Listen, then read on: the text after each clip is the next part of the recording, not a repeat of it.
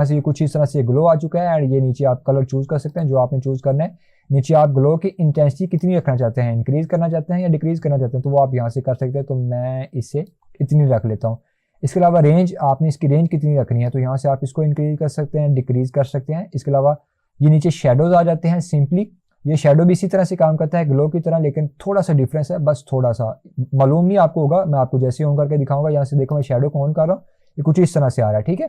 तो यहाँ पर ये इसके यानी कि नीचे ये शेडो आ चुका है ब्लैक कलर का। तो यहाँ से आप शेडो का भी कलर चूज कर सकते हैं, तो मैं ब्लैक ही रहने देता हूँ। इसकी ओपेसिटी आप यहाँ से इंक्रीज कर सकते हैं, डिक्रीज कर सकते हैं, ठीक है। इसके अलावा आप इसकी ब्लरीनेस को इंक्रीज कर सकते हैं, डिक्रीज कर सकते हैं। जैसे ही मैं देखिए इसको इंक्रीज करूंगा तो ये ब्लर ज्यादा आ जाएगा, इसको आप कम कर सकते हैं, ठीक है। आप यहाँ से इसको नॉर्मली रखिए इतना सा, ठीक है। इसके अलावा ये डिस्टेंस है, आप इसको कितना मूव करना चाहते हैं, ये आपकी टेक्स्ट के बिल्कुल नीचे हो, यानी कि ये जो शेडो है ये कहां पर हो, टेक्स्ट के नीचे हो, या आप इसको डिस्टेंस पे रखना चाहते हैं, आप इसको मूव करना चाहते हैं, तो आप इसको इस तरह से मूव भी कर सकते हैं। इसका डिस्टेंस आप यहाँ से इंक्रीज कर सकते हैं, डिक्रीज कर सकते हैं। इसके अलावा ये एंगल है, किस एंगल में आप रखना चाहते हैं, अभी ये 45 में है, -45 में, तो आप इसको इस तरह से आप चेंज भी कर सकते हैं कि आपने किस तरह से इसको रखना है अपने शेडो को, ठीक है। तो ये सारी चेंजेस आप यहाँ से कर सकते हैं। इसके अलावा ये नीचे का हुआ है, सिंपली आप इसको ऑन करेंगे, नीचे आएंगे तो यहाँ से आपकी टेक्स्ट कुछ इस तरह से हो जाएगी। तो आप इसको इंक्रीज कर सकते हैं, डिक्रीज कर सकते हैं, ठीक है।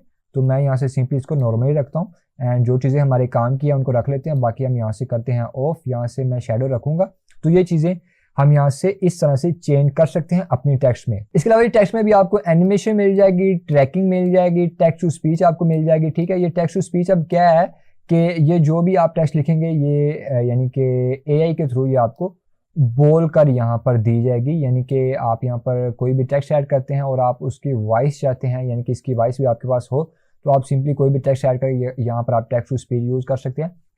तो यहाँ पर एनिमेशन मैं आपको थोड़ी सी यूज करके दिखाता हूँ। यहाँ पर आते हैं, यहाँ पर ये एनिमेशन है, सिंपली उसी तरह से आपकी जो टेक्स्ट है वो आएगी किस तरह से, जाएगी किस तरह से, और कॉम्बो दोनों आगे किस तरह से हो, जाए किस तरह से। यहाँ पर ये हमारे पास फर्स्ट एनिमेशन है, ये भी आपको मैं यूज करके दिखाता हूँ।